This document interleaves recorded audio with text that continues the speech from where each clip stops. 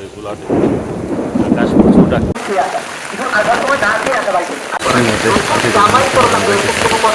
আসসালামু আলাইকুম।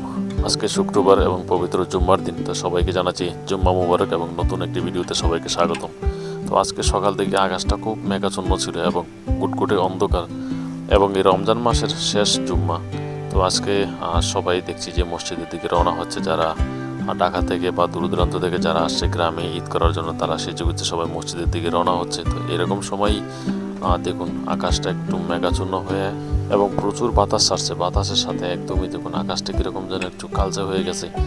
আর দেখুন চারিদিকটা একদমই নীরবতা, মানে প্রচুর বাতাস ছাড়ছে। মানুষ যারাই চকে ছিল বা জমিতে কাজ করছিল, তারা দেখুন যে তাড়াহুড়া করে সব বাড়িতে চলে গেছে। এই যে জমিটাতে দেখেন, জমিতে আজকে নিরাইছে, এটা হচ্ছে দোনসা ক্ষেত। এই দোনসা ক্ষেতে যারাই নিরাই ছিল, আসলে নিরে দিচ্ছিল আর কি, তারা সবাই চলে গেছে।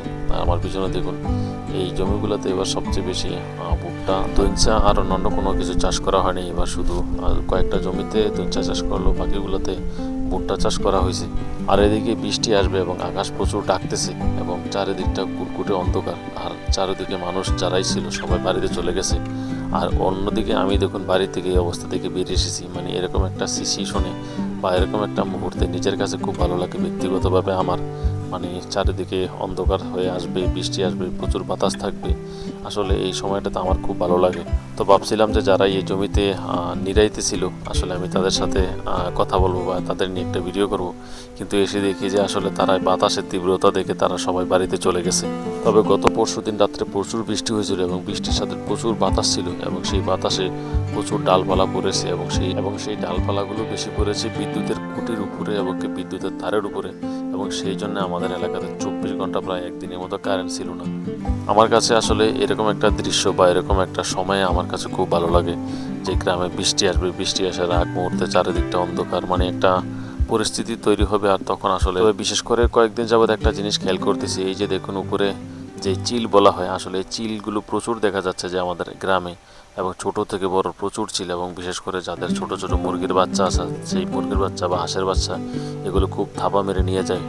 তবে আকাশটা বেশি ডাকছিল এবং বেশি ডাকাতে আসলে নিজের কাছে একটু ভয় ভয় লাগছিল, সেজন্য আমি বাড়িতে চলে আসলাম।